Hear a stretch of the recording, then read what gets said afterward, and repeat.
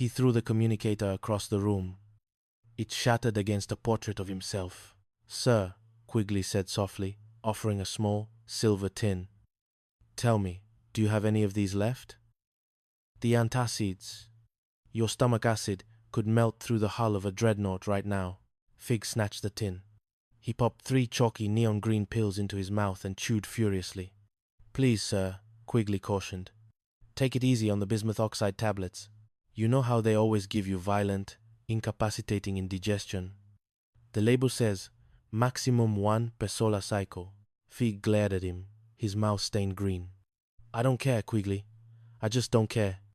In fact, a terrifyingly brilliant, deeply cowardly idea began to bloom in Fig's panicked mind.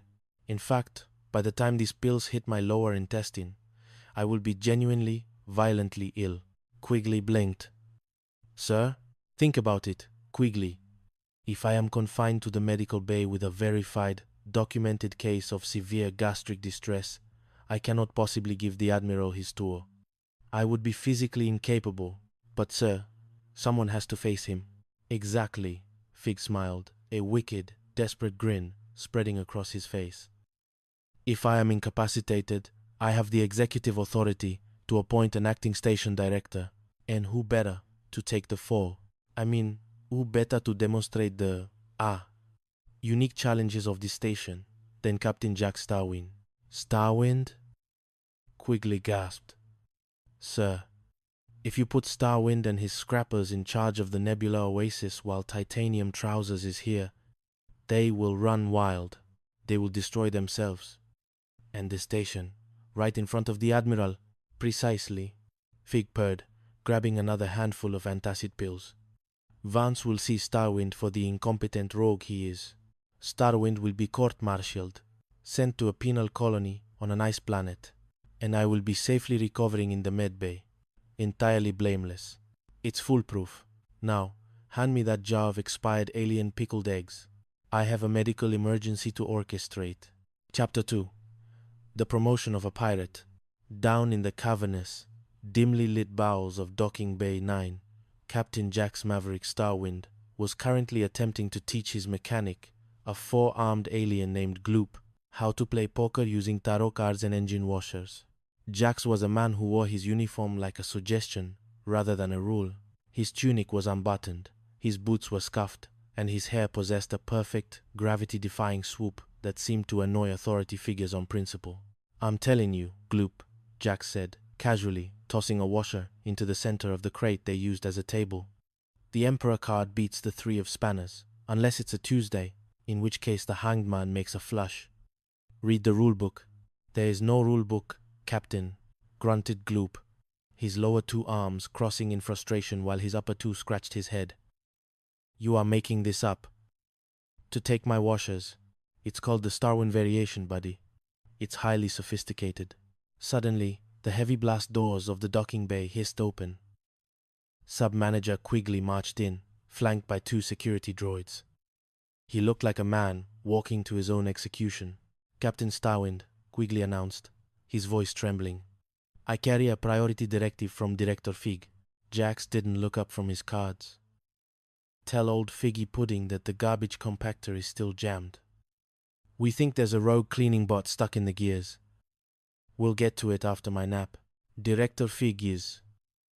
He has contracted a severe case of sudden onset, completely not self-induced, gastric nebula flu. He is in the med bay. Effective immediately. You are appointed acting station director." Jax froze. He slowly looked up, his blue eyes twinkling with a dangerous mixture of surprise and profound mischief. "Say again, Quigley. I think I have space wax in my ears." "You are in charge of the station, Starwind." Quigley hesitated, looking around at the rusty ships, the half-empty bottles of contraband mead, and a crew member who was currently sleeping inside a discarded torpedo tube. "And Admiral Vance is arriving in 2 hours for a surprise inspection." Jax's grin widened until it threatened to split his handsome face in 2. He stood up, brushing imaginary dust off his jacket. Well. Director Starwind has a nice ring to it, doesn't it, Gloop?" "We are doomed," Gloop stated matter-of-factly. "Nonsense. The Nebula Oasis is in the best, most capable, highly unorthodox hands in the quadrant. We are going to give this admiral an inspection he will never, ever forget. Quigley whimpered. That was exactly what he was afraid of. Chapter 3. The Missing Manna. Within an hour, Jax had relocated his entire command center from the rusty hull of his garbage scow to the pristine, white marble executive suite of the station. He had immediately repurposed Fig's antique mahogany desk into a tiki bar. "All right, listen up, scrappers," Jax yelled, holding a glowing blue cocktail complete with a tiny paper umbrella. "The Admiral is going to be here any minute. We need to show him that this station operates with maximum morale. I want the mariachi band in the main hangar. I want the fountains pumping sparkling cider instead of water. And Gloop, make sure the VIP suite has extra pillows. Captain. I mean, Director Starwind," Quigley interrupted, scurrying into the office. He looked paler than usual, which was a feat. "We have a massive problem. A catastrophic problem. Relax, Quigley. Have a blue thing. It tastes like ozone and joy." "No time for joy, sir. It's the payroll," Quigley shrieked, pulling at his hair. The Galactic Bank just dropped off the station's quarterly operational funds. 42,365 platinum credits. I was supposed to secure it in the main vault. So? Secure it.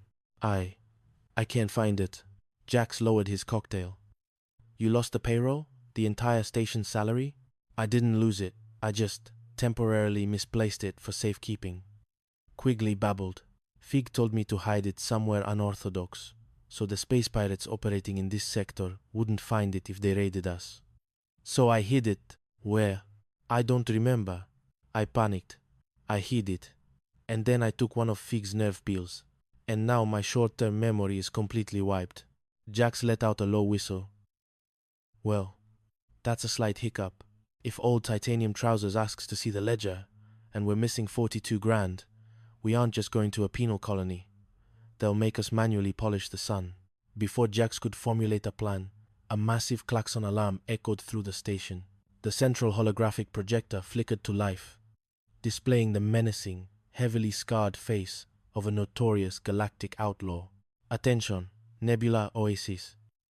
The voice hissed, sounding like gargling gravel. "This is Zorgon the Toothless, captain of the Bloodhawk. We know you just received your quarterly payroll. Lower your shields, hand over the platinum credits, and I promise we will only blow up half your station." Jax stared at the hologram, then looked at Quigley. "Well, Quigley, the good news is, we have a great excuse for why the money is missing. The bad news?" Quigley squeaked. "The bad news is, Zorgon is going to vaporize us when he finds out we don't know where it is either." Chapter 4. The Cannon and the Chaos. Down in the main hangar, the situation was rapidly deteriorating. Admiral Vance's luxury cruiser had docked exactly 5 minutes before Zorgon's pirate dreadnought arrived. Admiral Vance, a man whose jawline looked like it had been carved from granite by a disgruntled sculptor, strode down his ship's ramp. He expected a crisp military salute. Instead, he was greeted by a 4-armed alien playing a mariachi guitar, a fountain spraying sticky cider, and Jax Starwind leaning casually against a ceremonial, antique gunpowder cannon. What in the name of the cosmic void is the meaning of this? Admiral Vance bellowed, his voice echoing over the alarms. "Ah, Admiral Vance." Jax beamed, strolling forward with maximum charisma. "Welcome to the Nebula Oasis. I'm Acting Director Starwind. We put on a little welcome parade for you.